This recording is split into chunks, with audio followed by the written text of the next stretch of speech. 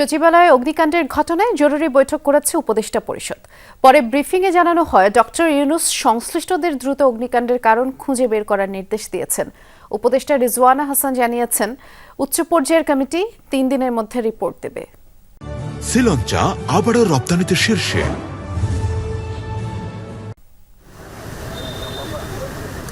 সচিবালয়ে আগুনের ঘটনায় দিনভর ব্যস্ত সময় কাটান উপদেষ্টারা। এ নিয়ে বিকেলে প্রধান উপদেষ্টা ডক্টর মোহাম্মদ ইউনূসের সভাপতিত্বে জরুরি বৈঠকে বসেন উপদেষ্টা পরিষদের সদস্যরা। প্রধান উপদেষ্টার বাসভবনে এই সভার শুরুতে অগ্নিকাণ্ডে ফায়ার ফাইটার সোয়ানুর জামান নয়ন নিহত হওয়ার ঘটনায় শোক প্রস্তাব গৃহীত হয়।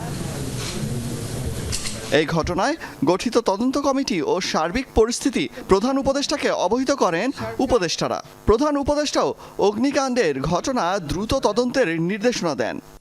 কয়জনের সমন্বয়ে যে কমিটিটা গঠিত হয়েছে, সেই কমিটিটা এই বিস্ফোরণের কারণ, উৎস এগুলো খুঁজে বের করে আগামী 3 দিনের মধ্যে একটি প্রাথমিক রিপোর্ট আমাদেরকে দেবেন। অগ্নিকাণ্ডের ঘটনা নাশকতা কিনা তা নিয়ে প্রশ্ন করা হলে উপদেষ্টারা তদন্ত শেষ না হওয়া পর্যন্ত অপেক্ষা করতে বলেন। এই ঘটনার অবশ্যই একটা সুষ্ঠু এবং বিস্তারিত তদন্ত হতে হবে। এটা আজকে যে ঘটনা ঘটলো, এটা যদি কোনো কারণটা যখন আমরা নির্ধারণ করব, সেই কারণ অনুযায়ী আমরা অবশ্যই সিদ্ধান্ত নিব।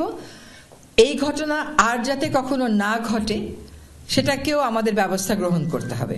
উপদেষ্টা পরিষদের বৈঠকে অন্যান্য বিষয়েও আলোচনা হয়। জানানো হয়, প্রশাসনকে গতিশীল রেখে ঢেলে সাজানোর কাজ করছে অন্তর্বর্তী সরকার। প্রাথমিক সম্পৃক্ততার প্রমাণ পাওয়া গিয়েছে, সেটার বিস্তারিত তদন্ত এখনো চলছে।